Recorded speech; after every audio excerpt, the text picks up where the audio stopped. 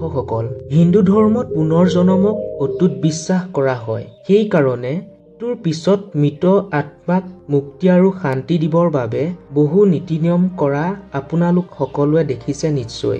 হিন্দু ধৰ্মত যেতিয়া কোনো ব্যক্তিৰ মৃত্যু হয় তেতিয়া মৃতকৰ পৰিয়ালে নিজক মুণ্ডন কৰে। কিন্তু আপুনি কেতিয়াবা ভাবিছেনে ইয়াৰ পিছৰ ধাৰ্মিক কাৰণ কি আৰু এনেকুৱা কিয় কৰা হয়? যদি জ্ঞাত নহয় তেতিয়াহ'লে বলক এই ভিডিঅ'ৰ মাধ্যমেৰে আপোনাক কওঁ ইয়াৰ পিছৰ ধাৰ্মিক মহত্ব। প্ৰিয় দৰ্শকসকল, মোৰ চেনেলটোলৈ আপোনালোক সকলোকে স্বাগতম জনাইছো। দৰ্শকসকল, হিন্দু ধৰ্মত গৰুড় পুৰাণ এনেকুৱা এখন পুৰাণ যি মৃত্যুৰ নিচিনা এটা জটিল বিষয়কো বহুত গভীৰভাৱে প্ৰকাশ কৰা হৈছে। এই পুৰাণত ভগৱান শ্ৰীকৃষ্ণই আত্মাৰ পৰলোকত গমন কৰাৰ বিষয়ে বিস্তাৰভাৱে ব্যাখ্যা কৰা হৈছে। গৰুড় পুৰাণ মতে ৰীতি আৰু নিয়মৰ দ্বাৰা কৰা কাৰ্যক আত্মাৰ পিছৰ জনমত অৰ্থাৎ নতুন শৰীৰত প্ৰৱেশ দুৱাৰ খোল খায়। এতিয়া এই ক্ৰিয়াৰ মাজত এটা হৈছে মৃত্যু হোৱাৰ পাছত পৰিয়ালৰ পুৰুষ সদস্যৰ মুণ্ডন কৰা। মুণ্ডন প্ৰক্ৰিয়াত মূৰ আৰু মুখৰ দাড়ি কটা হয়। যদি কোনো ব্যক্তিৰ মূৰত টিকনি ৰাখে সেইখিনি কটাৰ প্ৰথা নাই। আহক এতিয়া জানো এই নিয়মনো কিয় কৰা হয়।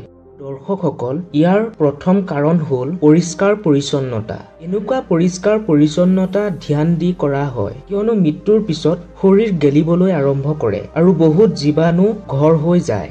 পৰিয়ালৰ সকলো লোকে মৃত্যুৰ পৰা আদি কৰি সেই মৃত আত্মাক দাহন কৰালৈকে সেই শৰীৰটোক কেইবাবাৰো স্পৰ্শ কৰে, যাৰ দ্বাৰা সম্ভৱতঃ সেই বীজাণু তেওঁলোকৰ শৰীৰতো আহিব পাৰে। সেইকাৰণে অন্তিম সংস্কাৰৰ পিছত কটা, মুণ্ডন আৰু স্নান কৰা প্ৰক্ৰিয়াৰ লগতে কৰা হয়, যাৰ দ্বাৰা শৰীৰটো পুনৰ স্বচ্ছতা কৰা হয়। দেখা যায় মৃতজনে নিজৰ পৰিয়ালৰ সদস্যৰ বাবে বহুত কিবা কৰাৰ পিছত পৰিয়ালৰ সদস্যক কেইবাবছৰ মৰম ভালপোৱা দি আৰু ইমান সময়লৈকে বহু সমস্যাৰ লগত থকাৰ পিছত তেওঁ এৰি গৈছে। সেইবাবে সাংসাৰিক কৃতজ্ঞতাৰ চিনস্বৰূপে মুণ্ডন কৰা হয়, যাৰ দ্বাৰা তেখেতৰ আত্মাই সেই নিয়মৰ মাধ্যমেৰে পোৱা সন্মানৰ দ্বাৰা সন্তুষ্টি পোৱা যায়।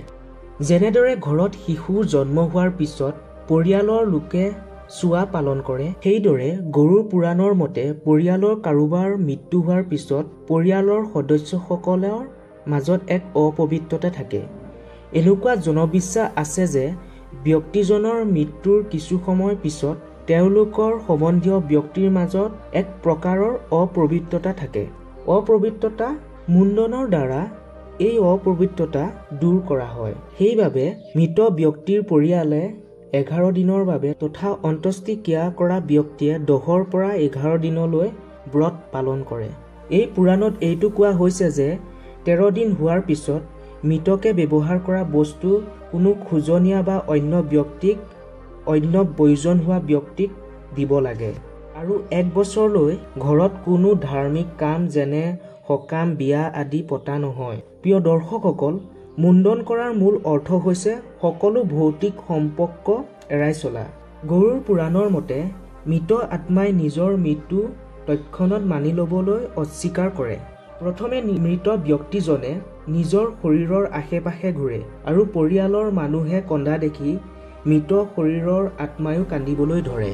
দাহ সংস্কাৰৰ পিছত ঘৰ বা পৰিয়ালৰ ব্যক্তিৰ আশে-পাশে ঘূৰে আৰু মাতিবলৈ ধৰে, কিন্তু ইন্দ্ৰিয়ৰ অভাৱৰ বাবে তেওঁৰ ভৌতিক সম্বন্ধ নহয় আৰু এই সম্পৰ্ক বনাবলৈ মূৰৰ চুলিৰ সহায় হয়। সেইবাবে এই সম্পৰ্ক সম্পূৰ্ণভাৱে ভাঙিবলৈ সকলোৱে মুণ্ডন কৰা হয়। প্ৰিয় দৰ্শকসকল, এইখিনি আছিল প্ৰমুখ কাৰণ যাৰ দ্বাৰা হিন্দু ধৰ্মত প্ৰিয়জনৰ মৃত্যুৰ পিছত তেওঁলোকৰ পৰিয়ালে মুণ্ডন কৰা হয়। প্ৰিয় দৰ্শকসকল, যদি ভিডিঅ'টো চাই ভাল লাগিলে তেনেহ'লে লাইক, কমেণ্ট আৰু শ্বেয়াৰ কৰিবলৈ নাপাহৰিব।